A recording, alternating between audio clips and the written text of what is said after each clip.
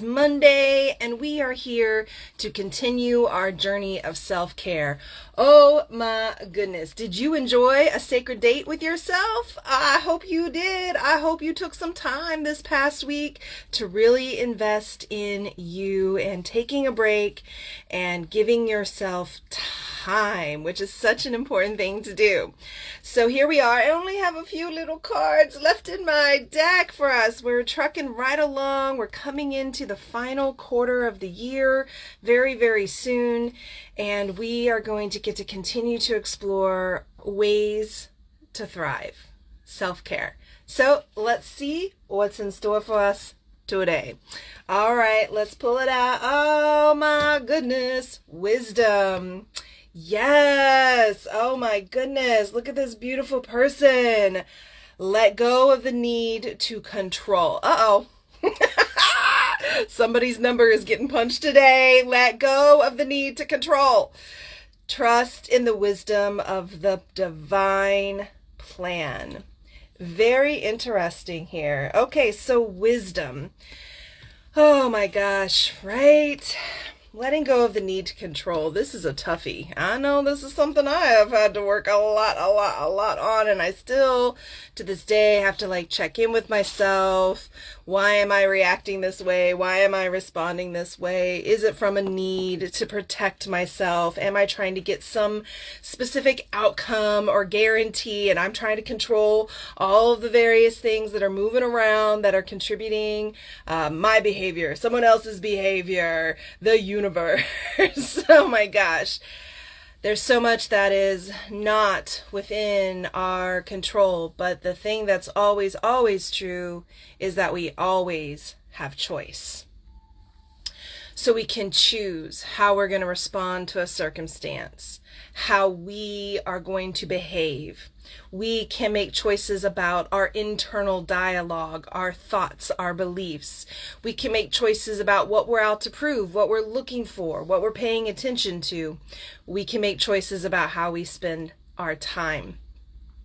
And being able to listen to our own internal wisdom, if it's your thing to trust in a higher power and the wisdom of there being a plan, that can be very comforting for sure, and can help us release our sense of control when we say things like, what will be, right? This is a way that people often comfort themselves in a place of, I don't know what's going to happen, and I don't feel like I have much say about what's going to happen here. Or maybe I've done my part, right? Have you done your part? Check in about that.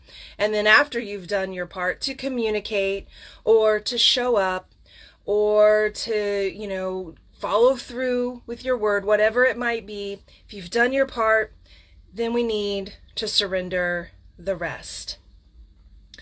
Thinking about the concept of wisdom, what is wise?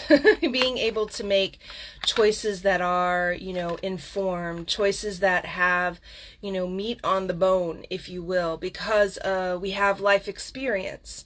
And there are circumstances in which we can't bring much wisdom because it's brand new. We don't have any life reference. And so that's when we need mentorship, or that's when we need spiritual guidance. When things are completely outside of anything that we've come across before. What's really tricky about wisdom is that it is often based on what I have learned, past experience. And so we're drawing on those past experiences to think through and think about how we would respond, what we need to do in the present day. But here's the tricky part about that.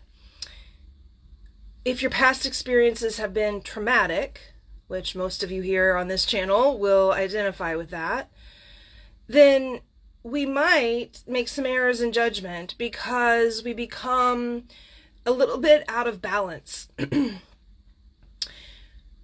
We go through a breakup and we think, oh, people always leave me, nobody ever stays. And then we start to fail to take into account all the people who have stood by us for years.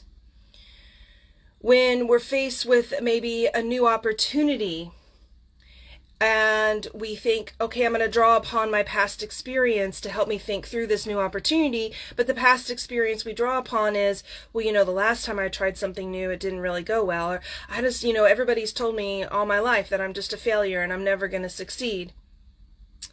Those aren't going to be the best past experiences to draw upon to help us step in to empowered choice from the present day, from where we are now. So wisdom is a little bit tricky, because if it's in the space of releasing control, surrender, but at the same time being in active choice about our lives, it's quite a dance, isn't it? Yeah. And how do I know if I'm making the right choice is often the question that I get from a lot of my clients. And so what I would offer you is that there really is no such thing as the right choice. There's just the choice. And so what happens is we get paralyzed. We don't make any choices. Our lives become very static, very stuck, very paralyzed, no movement, no advancement. And so we need to make a choice and then see what happens. And then from that place, make the next choice. And yes, it is wise to seek counsel. Yes, it is wise to not try to control things that are outside of your control. Yes, it is wise to, in some ways, comfort yourself by saying, whatever's going to be will be. Let me just take this chance. Let me just take this step. Let me just take this risk and see what will happen, and then keep moving from there. So the invitation this week is to really lean in to this idea of letting go of control.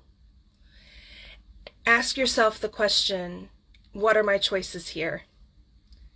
Instead of what do I need to do to guarantee certain outcome? What do I need to do to make sure? What do I need to do in order to protect myself and eliminate risk? What are my choices that are available to me here? And then listen to that inner wisdom. Make a choice, take a step, move forward. Maybe that step is to get some support. Maybe it's time to check out my 28-day boot camp for the brain. Maybe it's time to finally get that counselor. Maybe it's time to finally make that phone call. Whatever it might be, trust your inner wisdom, trust yourself, release control this week, and let's see what happens. As always, if there's anything I can do to be here, to be a support to you, I'm here. Reach out. Until next time, take good care of you.